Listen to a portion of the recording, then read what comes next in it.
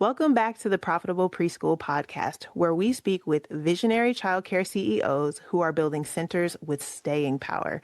I am your host, Alexis Louis, CPA and founder of Little Ledgers Accounting, where we work with childcare owners to bring structure to the financial side of their mission, whether they're focused on stabilizing operations, planning for long-term sustainability, or preparing to scale. Our work goes beyond the bookkeeping. It's about building systems that support confident leadership. Every week, we go beyond the enrollment numbers and wait lists to explore what really drives sustainable success. Today's guest is an inspiring center owner whose journey reflects our 4 core pillars that I believe every center owner should really have in business: their body, their being, their bonding, and of course, the business. Today's guest is Kenyatta Colbert, founder of the Astounding Academy in Dunwoody, Georgia. She has created a nurturing, high-quality early learning environment where children are encouraged to explore, create, and grow. From STEM activities to gardening and cooking, Kenyatta's vision goes beyond the classroom, preparing great scholars for a greater future. Tell us how your journey into early childhood education began. Was there a personal moment that made you say, like, this is where I'm meant to be? Yes. So I always wanted to be a lawyer. So my passion is always to help people. But of course, life start lifing. So, you get the jobs, you have the working at Home Depot, Wendy's, just the regular jobs that kind of build you up for what God has prepared for you. So I was working at a middle school. And I was like, okay, I was in 8th grade. So this was during COVID. So of course I was a para. So paras were basically teachers. So I was doing 7th and 8th grade math. And so some of the children were on like 3rd grade levels. And I'm like, how is this possible? And so talking to some of my elementary teachers, they was like, if they just had the foundation coming into school in kindergarten, we can kind of assist, so it was the early foundation part. So I'm like, So I went to school for early childhood, got my associate's degree. So God is so good. I was able to work my job, go to school, and build a business. Oh, wow. During the COVID times, because I got my center in 2022. Okay. So just having that passion to prepare the children for kindergarten, because that's a crucial point for them. So I always try to make sure that the children, of course, still have the structure of sitting under the table, throwing their trash away, speaking. When you're upset, it's okay to be upset. As adults, we get upset, but let's talk about it. What's wrong? What you didn't like? Try to recorrect them or redirect them. And so that helps them as well when they get ready to go to kindergarten. Oh, I love that story. So you were teaching and working with older students and realizing that some of them were behind and realizing, wait a minute, this starts way before this. And so how can I help prepare the next generation to be caught up, to be on target for where they should be? Now, you said you started your center in 2022. So in my work, I often find that the first year of owning a center is equal parts chaos and growth. Looking back at your first year, which I guess was 3 years ago, what challenges really kind of shaped you as a leader? Of course, in 2022, just getting started, but they were still having the grant money. And, all of these things, they was just giving us things. So I am starting a new business, not knowing anything about business aspect. I had a cleaning company before, but it's nothing like dealing with students and payroll and parents. Cleaning, you going to somebody's house, cleaning it, that's it. So that was something major for me. So I was kind of like thrown in, when God placed you somewhere, you don't have time to ask questions because he's going to lead you. So I didn't know daycare. When you go to school, they give you a model. They don't train you for what you're going to go through. So I'm here just having a passion. I want my parents to be able to, do this and the kids to be able to come here. And I want to be a great leader for my staff. I don't want to micromanage them. So I'm having all these expectations, no money issues at this time because they're giving us money. So people getting overtime, it is at this point, no limit. So honestly, my first year and a half, I didn't have issues like that. But now the issues are arriving. Now I'm in my 3rd year. And what would you say is one of the challenges that's kind of shaping you differently than maybe the first couple years? So understanding that you definitely need systems in place. So if anybody wants to start a center, make sure you have systems in place. Okay. Mentors are definitely great. Somebody that you can talk to. When you first starting out, you can't afford a mentor sometimes. You know, mentors charge so much, but I always went on their YouTubes. Anything they was having free, I did it. Anything that was a couple dollars that I could join, I did it. Mm-hmm. And then, you know, I gradually went on, just say if I went on one mentor's Instagram who was for childcare, I would go through and see who they're following, follow them, you know, kind of try to build my own network to get assistance until I was able to afford a mentor. But definitely systems, definitely a mentor. Got it. In the first growing process. Okay, that makes total sense. And I'm in full agreement with that the systems make all the difference, because you can kind of duplicate yourself or take some work off of your plate by applying those systems, making sure that your staff is following those systems, making sure that the system is working for you even when you can't work, you know, overnight, collecting money from parents, whatever it may be. Mm-hmm. So at Little Ledgers, we always talk about money kind of follows the mission. You talked about what the why was, like why you kind of started in your center. Was there any other things that kind of spurred that, other than the children kind of, the older children kind of being behind? Was there anything else that kind of made you really want to get into this field of work? Yes. So now, of course, we're seeing children with a lot of exceptionalities, and it's so many parents in denial. And so I hate to say it, but my center is a helping stepping stone center.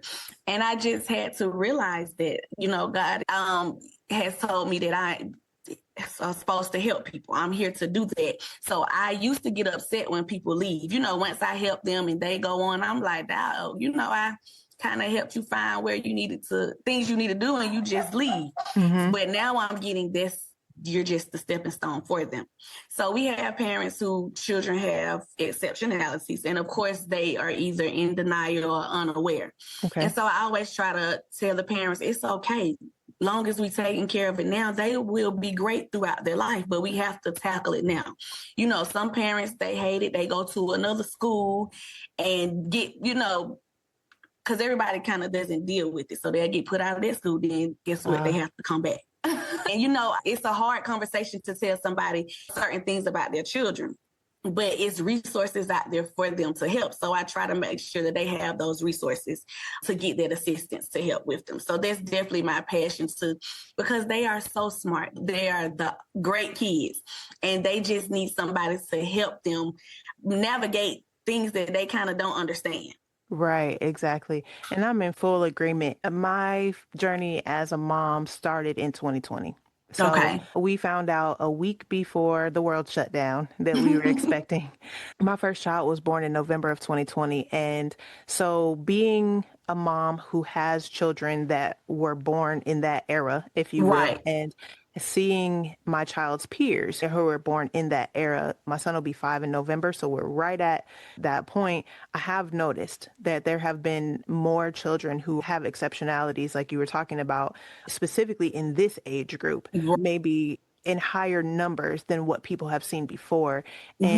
And with family members or otherwise of mine who have children in the same age group, I have seen the deniability, you know, of the parents really can't see it, or they're like, oh, well, so-and-so had a kid that didn't speak till they were 6 and they turned out to be fine. You know, that kind of thing that families say. And that very well may be true. However, if you can make that progress and start to work with it early on, it can make all the difference. Start getting them on that ball rolling so that they don't fall too far behind. So that's great that you have that in mind, because we don't know what the next years are going to be like. And having that center that's welcoming to students who have those exceptionalities is so important.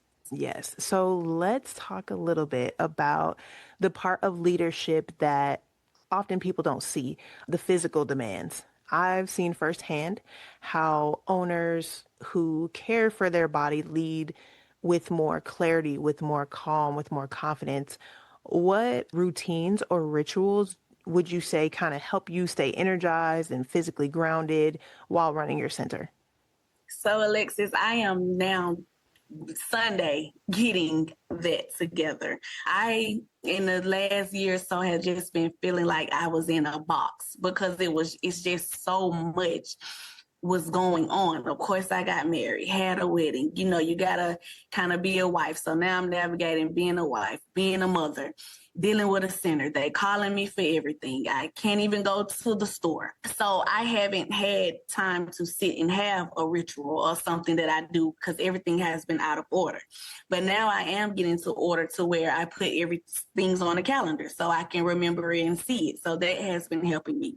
I'm going to clean my office completely on Monday. So that can help me. So kind of decluttering things. So I don't, every morning I do, of course, I wake up, I pray, and on the ride to the car, I listen to motivational speaking to just give me my leadership, my security back. Because, I got in an insecure place. And as a leader, you need to say what you mean what you say. People do have things happen every day in life, but it's still a business. So I'm starting to run my center like this is a business. You can't be late. You're going to be suspended. You're written up.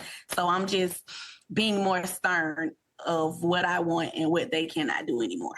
Right. And so it sounds like maybe you didn't call them routines, but even you listening to motivational things on the way to work or making sure that you are, praying in the morning when you're getting up and praying for your students, whatever that may be, those are even routines, and it's odd because sometimes we get into, and I can say this for myself because I've recently started documenting my tasks a lot better so that they can be replicated by other people on my team and that kind of thing.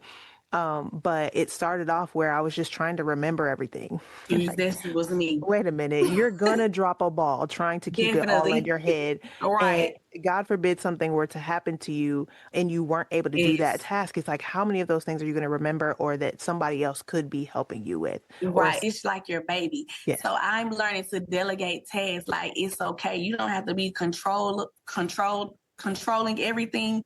You don't have to know what's going on every moment if it's not something so serious.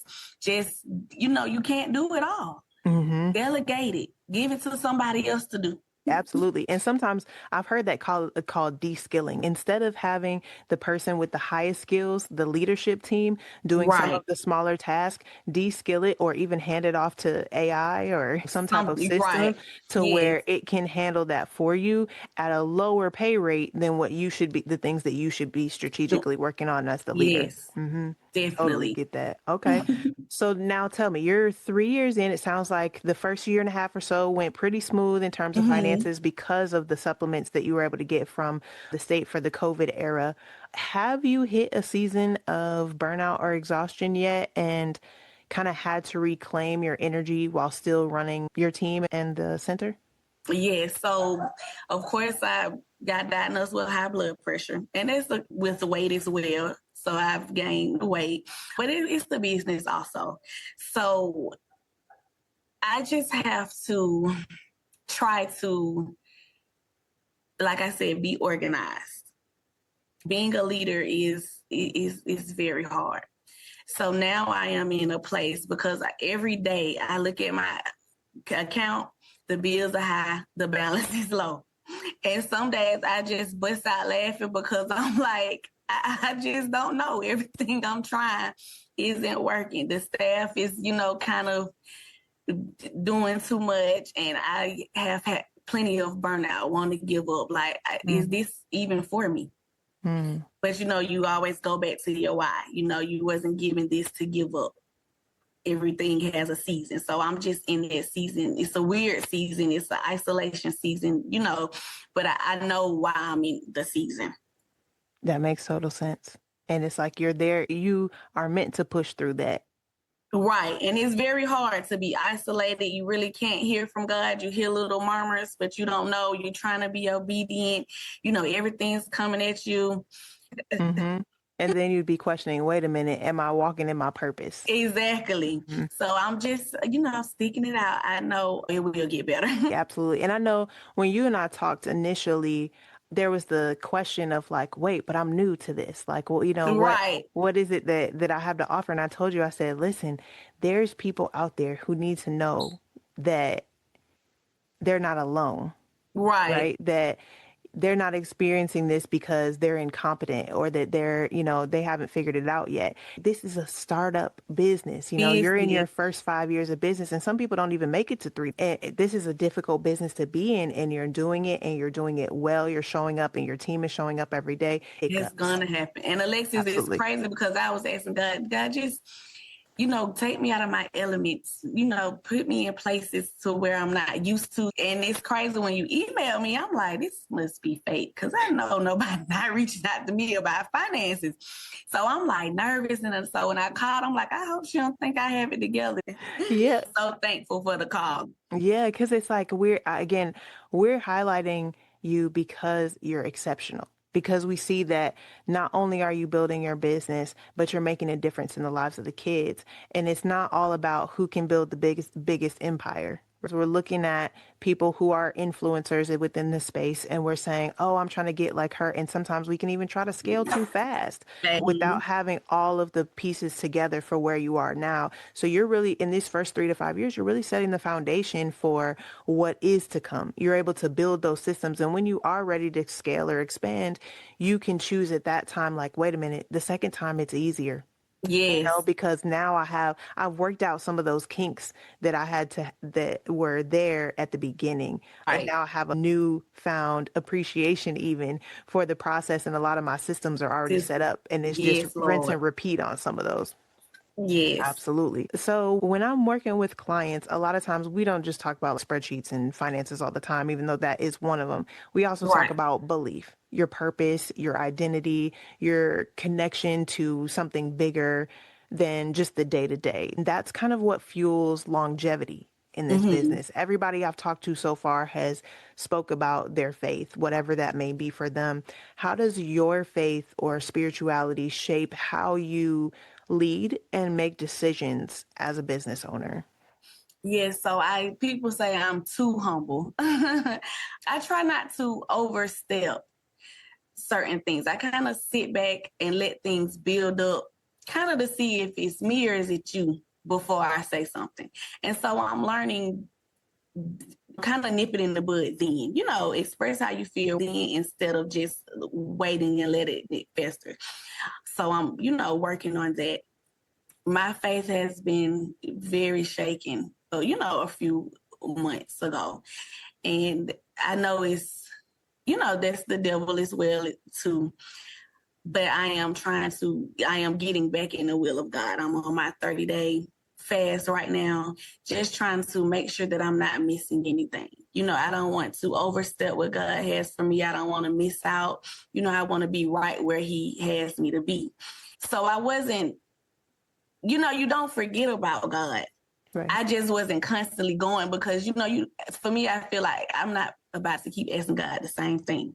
God, I need help. I kind of stopped, asking him, but you're supposed to always ask and let him know and be thankful. And so that's what I'm getting back to, talking to him every day, because I know that he's going to lead me in the right direction. So I just pray every day that he continues to order my steps because I don't want to make any more wrong decisions. Right. And if you are a leader, you still have to be following someone, something.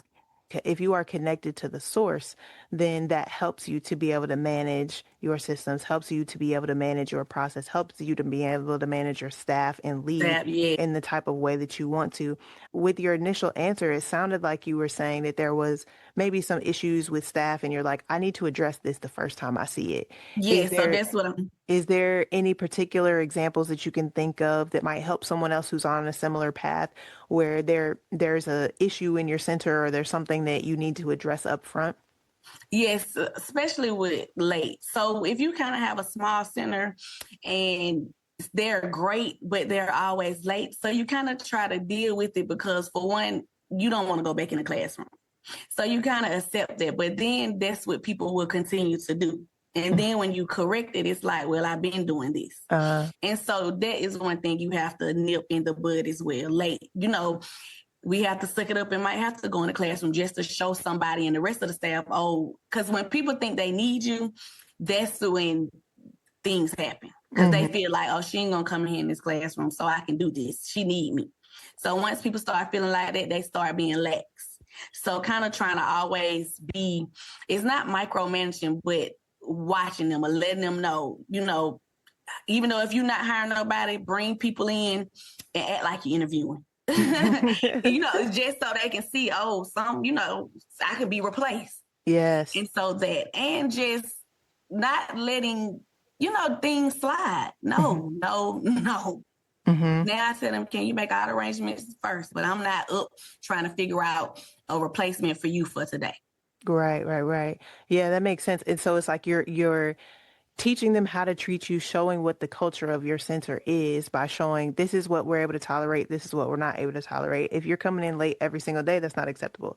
Because if we have Exactly. a certain number of children here, we have to have a ratio. If you're showing up late and the kids are here, then we gotta tell the parents to wait in the car until you get here. That doesn't work. So it's letting them know that you're willing to step in the classroom if you have to. We need you to come to the center with a certain level of excellence.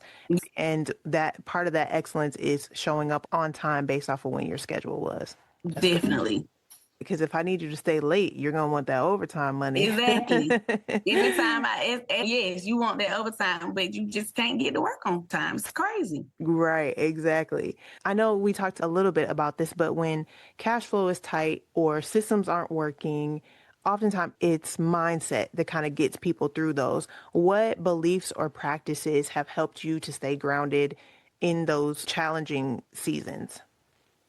With cash flow, grounded in just knowing that it can all be taken away from you.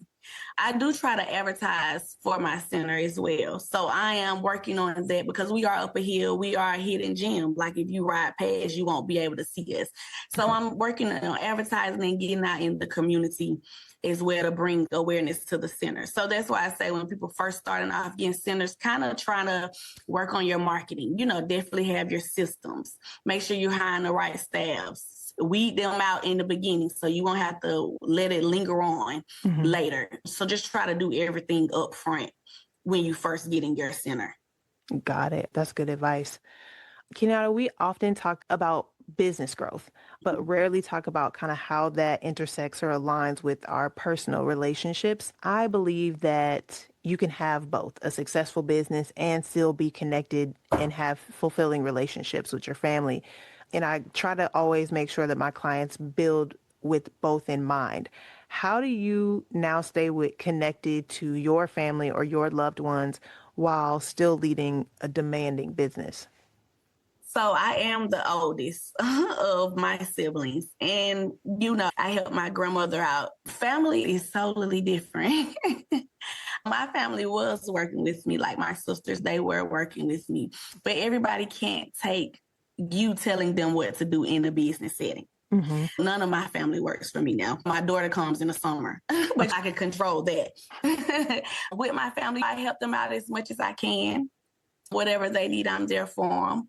It is kind of hard when you have been helping and then when it's downtime to where you can't help somebody, you need help. Mm-hmm. So just navigating that with them.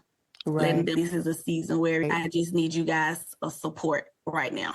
Right. Yeah. Starting off with those boundaries. It sounds like you started off with, okay, I'm starting this business. Y'all can work in this business with me. We're going to keep it all in the family. And then Yes. realizing, well, some people aren't able to take direction well from family members because we have that closer relationship. So we'll have to give a little arm's length of space between us so that we can keep that familial relationship strong. And yes. also letting them know, like, yeah, you guys did help me out in that season when I needed you. And I was able to help you guys out, maybe financially during, times that were hard. And now I'm kind of on the other side and need a little bit more support. Yes, definitely. Have there been any key supporters kind of in your journey? Somebody who helped you, family or otherwise, helped you and reminded you about who you are? Yes, so definitely my grandmother, but she's my mother dear. She helped me start my business. Look, if I need payroll, she helps me as well. My husband is my number one supporter. With their speaking conversation, he always motivates me, like you are that girl. You get out and do this. He pushes me out of my comfort zone a lot. And so I really appreciate and thank him for that. I have friends who support me and help me and pour into me. We have a community with the Childcare. If I need advice or anything, they help and pour it because we kind of all going through the same thing. So it's good to have that outlet to speak to people who are not in your close circle that understand what you're going through. Right. And it sounds like your spouse really thinks highly of the work that you do. Yes. Because if I come home like they just not working, the staff, he like, well, fire them all. I come up there and I'm like, oh, it's really bad if he said he coming to watch a child. Like, look, he's like, I'd rather you deal with me and we deal with it than for you to have to be stressed out coming home and dealing with it. Right. Yeah, on your own. Has he been able to see kind of how your center has impacted lives beyond, just yours or your family's? Yes, because he always, of course, is on the Astounding page and he shouts it out on his page. And he always said, that's major. Y'all had a good turnout. We did a movie on the lawn, our first one. Pretty good turnout. So it's just a different aspect to like being a real true business owner. Mm-hmm. So, he loves to see the children grow and how we're assisting them with it. That is great. Yeah, it's always nice when you have the support at home because when you have a tough day, when you have a tough week, when you have a tough, whatever that season may be, for them to be there encouraging you to keep going. I've heard that a lot across even our other guests on the podcast about how their family members or their spouse has been like their key supporter and kind of help holding them up when they're feeling a little weak in the knees, if you will, about continuing forward and just, kind of reassuring you that like it's all going to work out. It's all going to be okay. That's good. That's good. So now let's talk about the business itself. The profit does not just happen by accident. The owners that I work with often reach a point where they realize that they have to move beyond just the passion. They need the process in order to get to the profit. So what was kind of a turning point in your center's growth where you knew that you were leveling up from like owner to like CEO? Definitely one day, my second year, and I'm like, we almost made $1 million. Mm-hmm. So my account ain't reflecting that. But I was like, oh my God, I'm a CEO of a multi-million-dollar business. Yes. So it was a different level from with owning. And then you have big girl payroll taxes and big girl taxes you got to pay back. And I'm like, I'm used to receiving a refund check. You mean I got to pay you some money back? Right. So just navigating and figuring like, this is not a game. Mm-hmm. Yeah. So it's like seeing the numbers, it sounds like it's kind of what kind of spoke to you in terms of like, ooh, wow, we brought almost $1 million in.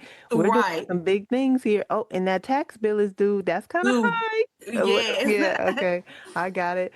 Well, one of the things that I do is kind of help our clients to untangle kind of the chaos of their systems from like payroll to enrollment and staffing and things like that. What's been a challenging area for you to systemize? And then how did you navigate it or how are you navigating it? So definitely payroll. I am trying to figure out. I know the problem is our student numbers have dropped due to the new administration, just, parents, the economy, everything. So I understand the drop, but my payroll is my number one thing that I'm trying to figure out, and I probably do need to cut some teachers. And so that's another thing because I'm like, I have people's lives in my hand. Yeah. So, I don't even pay myself so I can make sure that they getting paid. But then it's like, I got to solely depend on my husband for the bills. So payroll is definitely my number one expense that I'm having problems with. Okay. And have you systemized that at all? Like systemized as in like, are you using a payroll software? Tell me a little bit about that. Yes, I do. I use a payroll software, ADP. So, the system it's just the more teachers than the children. Got it. So I'm trying to figure out what's the best solution. I'm thinking because they get paid bi-weekly. Should I pay them bi-weekly? Should I pay them weekly? Should I pay them twice a month? Like the 15th and the 30th, like the school system do. So just trying to figure out that to where I can have or see extra money. Got it. Okay, that makes total sense. So it sounds like the question is more so like, wait a minute, my payroll is my highest expense, which is normal. Just so you know, we have 4 different buckets that we put expenses in. I call it people, which is your payroll. Right. You also have your property, so the building, utilities, insurance, all that kind of thing. You also have your program expenses, so anything that's directly related to the kids. So that's the food, toys, and supplies and things like that. And then you have the process, the overall things that you have to pay for, like your accountant or your systems and things like that you have to pay for. That's just kind of the general business expenses, marketing, things like that. Right. And payroll is the highest one everywhere across the board. Generally speaking, we say about half of the money that you're bringing in should be going, well, not should be, but that's normally the industry standard is about 50 to 55%. So if you're seeing that and you're feeling that, that could be why. And Okay. oftentimes what we've seen is that the reason that folks are struggling is because their payroll's at 80% of what Yeah. they're bringing in. Instead Mhm. of adjusting the staffing numbers to reflect where the revenue is and what you need in terms of ratios that are Right. required, it's like sometimes we have too much staff or our amount that we are able to pay is really, really high in comparison Hi. to what it goes for. So you're not alone in that either. That Okay, payroll good. cost is the number one thing across the board because sometimes, especially if you have infants, the infant classroom, you can only have like 3 or 4 kids to a teacher. Teacher. And you have to also still be able to pay for the building and the diapers and all the things that they may Yes. need. So that's a area that's oftentimes not really profitable, but as the kids get older, it works out just fine. Yes, definitely. What would you say you are most proud of when it comes to your center, what you've built, not just financially necessarily, but maybe even culturally as well? I'm proud of the growth that I have seen with the children that first started with me. I'm proud that it was children that wasn't talking or just out. They had behavior issues. They wasn't potty trained. The parents couldn't get them to eat. The parents couldn't get them to talk. And for us just to be able to assist them with it, all our 2-year-olds are potty trained. It's just amazing to me, and it makes me so proud because it's like I'm making a difference. Because one of the parents, she just told me the school asked her, where did they come from? And she told them, and she was like, oh, okay, that's good. And I was like, oh, I feel good. We are making a change in them. Absolutely. And that goes along with your overall mission. Yes. The reason that you got started with this is to make sure that they have that kindergarten readiness, that they're Right. ready to go in and they're going in strong and they're showing out, it sounds like, Yes. as they go. That's excellent. And hopefully that you ask that mom for a review too, so that you can make sure that you're Right. You are adding right. that to that. I need to. Because I think one of the biggest concerns, even for myself as a parent of young kids, is that you want to make sure that they're not behind. I think that's one of Exactly. those fears of parents of, is my child on par for where they should be? I want to make sure Mm-hmm. that I'm doing whatever I can, or that the place where they're taking care of them during the day is preparing them for that next step. Next step. And Mm-hmm. not just kind of freewheeling it, if you will, and letting them just kind of do whatever. But so that's really great that you're getting that kind of feedback, that Yes. now that they're in kindergarten, the kindergarten teachers are like, wait a minute, where did Right. With where did that this came. So child I was come? like, okay, Yes, astounding. absolutely. That's good. So tell me a little bit about what is next for you and your center. Are there any growth goals, expansions, innovations that you're dreaming about? Yes, so definitely want to work on getting my playground. We have like a nature-based playground, Okay. and it has gotten old. So I definitely want to expand and get a more updated playground. I do want to work on getting my pre-K classroom filled and just being able to be a part of the Georgia Lottery program as well with the pre-K kids.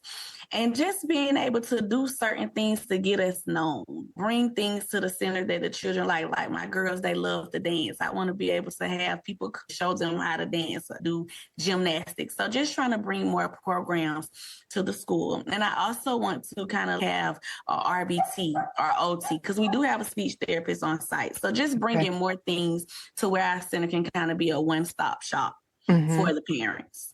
For sure. And that definitely is a place where I could see you standing out as well. Not everybody can have an OT in their, or a speech therapist on Right. staff that's working with the kids on a day-to-day basis. So that's an amazing opportunity to definitely stand out as well. And then obviously being able to upgrade your playground equipment is wonderful, and become part of the Georgia Lottery system. That would be amazing to kind of see Amazing. as you go. Yeah, absolutely. So let me see. You're 3 years in, going into Yes. your fourth year. So if a Mhm. brand new center owner came to you today, someone who wants to build a meaningful business without the burnout, what would you tell them? First, make sure that you have your systems in place. So while you're thinking of wanting to be a child care center owner, are you looking at centers and you're in the process, work on your systems. That will keep you from constantly talking to your staff. Because once it's a system, this is what it is. it makes it easier for you to let somebody go because they're not following the systems. Stand on what you're saying. If this is how you want something done, this is how you want it done. You can ask for suggestions, but if it's not working for how you want it, then that's what it is. Be bold in what you want in your choices. If you're able to get a mentor, definitely get one so they can assist you. If not, YouTube it. Go on their Instagram Live. Some of the people that, they have Instagram Live, take a long shot, DM them and see or email. You never know. Keep getting those till you get a yes. Mm-hmm. But an organization. So systems and organizations, and just be bold into what you want for your center. Can you tell me a specific system that you think would have made your life so much easier day one? That you have in place now, maybe that was something that you didn't have in place when you first started, whether it be with staff or with technology, that kind of thing? With staff, definitely kind of training them. And that's another thing. Thank you, Alexis. Train your staff for a week or two. Some people train them for 30 days. But if you somehow can't go in that classroom, train them for at least 2 weeks, because that keeps down people not knowing. That's one thing people say, well, I didn't know. Nobody told me. Even though in your brain, it's like, it's common sense. You should take out your trash twice a day. So just training them their first 2 weeks of how you want this room to be. What are your expectations? Let them know, regardless. I know it's hard for us to be the owners. We have to make sure we have payroll together, make sure we're bringing in the money, but that will keep you to be able to be in the office and not in the classroom if you train them. Right. Okay. So even something as simple as the system about how often or what time of day trash has to be taken out, that's a system. They need to be trained that they need to train. And those are the 2 times a day that you have to make sure that the trash is taken out in this room. What I'm learning is dot.